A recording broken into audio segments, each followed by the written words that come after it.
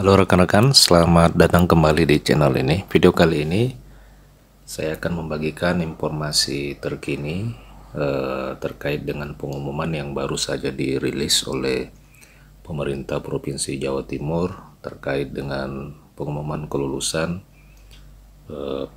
hasil seleksi kompetensi dan pemberkasan P3K Tenaga Teknis dan Kesehatan Provinsi Jawa Timur tahun anggaran 2023.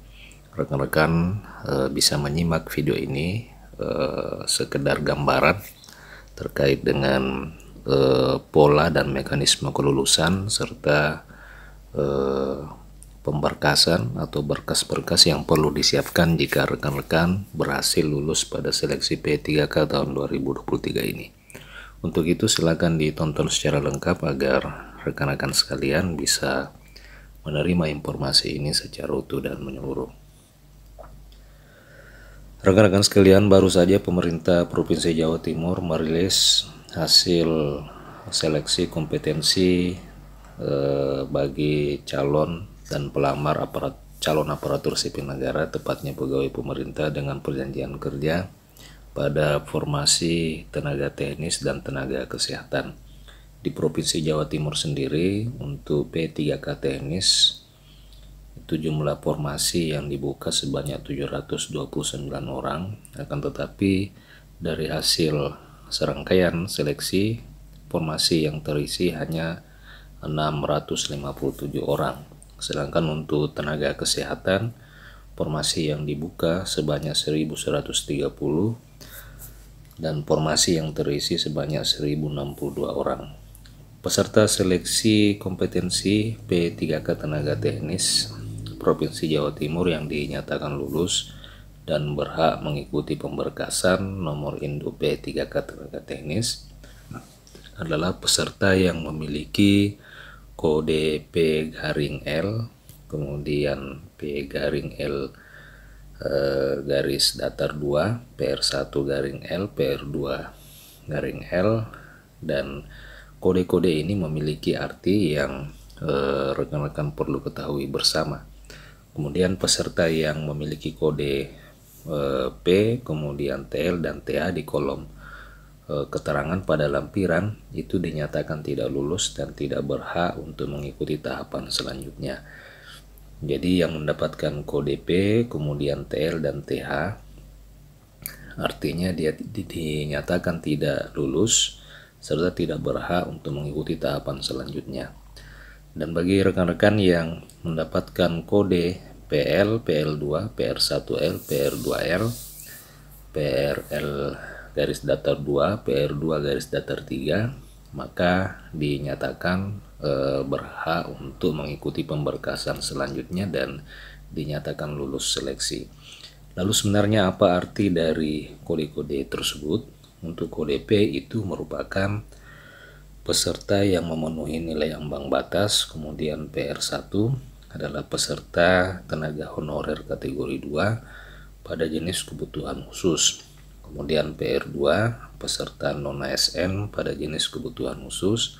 Kemudian kode L peserta yang lulus, L garis datar 2 peserta yang lulus berdasarkan nilai ambang batas atau peringkat terbaik dalam jabatan pendidikan dan jenis kebutuhan yang sama. Kemudian L garis datar 3 adalah peserta yang lulus berdasarkan nilai ambang batas dan peringkat terbaik dalam jabatan dan pendidikan yang sama.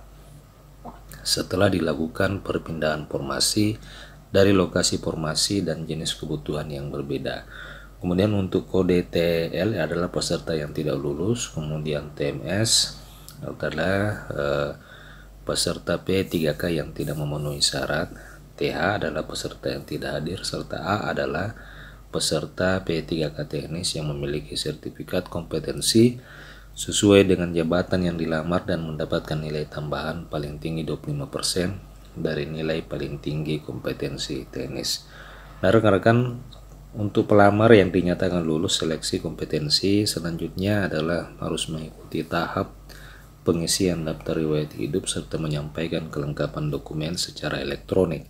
Untuk pengisian DRH ini itu dilakukan dari tanggal 16 Desember hingga dengan 14 Januari 2024. Tentu ada sejumlah persyaratan dan dokumen yang harus diunggah.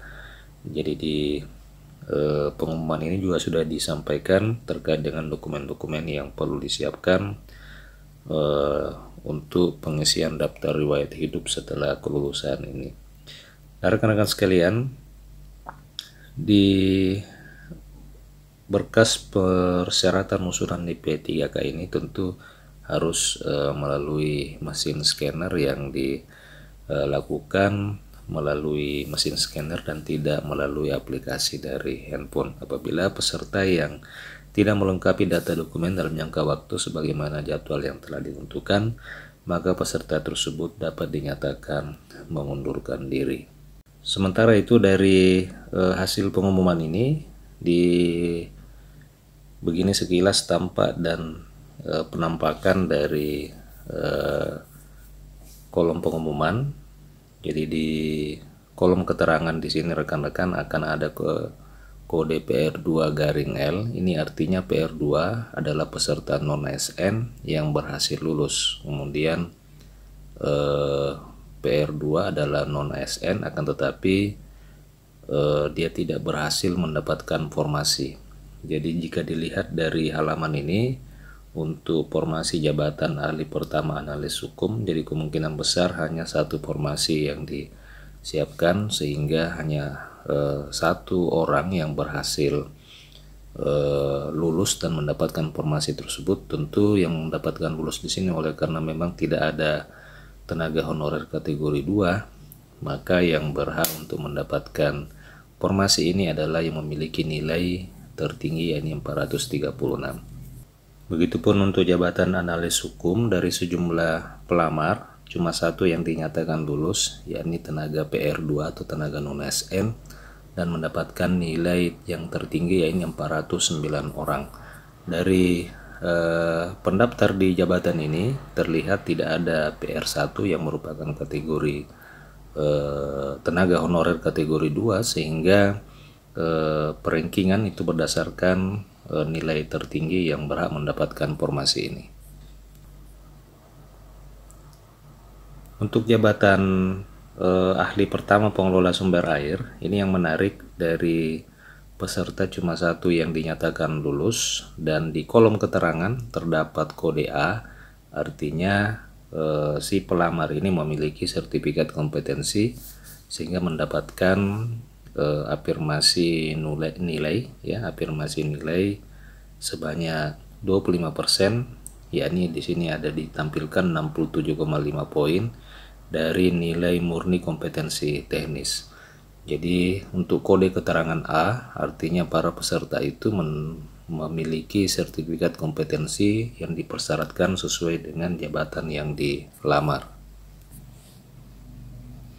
Ini yang menarik rekan-rekan dari jabatan penata laksana sumber daya air, di mana di formasi ini terdapat kategori 2 ya, honorer kategori 2 yang mendaftar sebanyak 2 orang. Jika dilihat dari kelulusan, PR1 ini merupakan tenaga honorer kategori 2, di mana ia berhasil menduduki peringkat 1 dan 2, walaupun mungkin nilainya lebih rendah dari yang tidak lulus ya.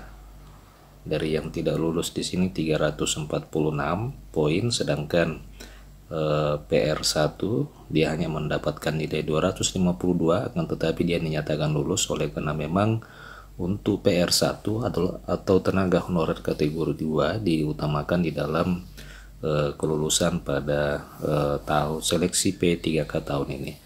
Jadi rekan-rekan sekalian, demikian mungkin sedikit penjelasan terkait dengan keterangan kode yang ada di lampiran pengumuman pada hasil seleksi kompetensi pada seleksi P3K tahun 2023. Mudah-mudahan rekan-rekan bisa jelas terhadap hal ini, dan apabila memang masih memiliki pertanyaan silakan tuliskan di kolom komentar video ini.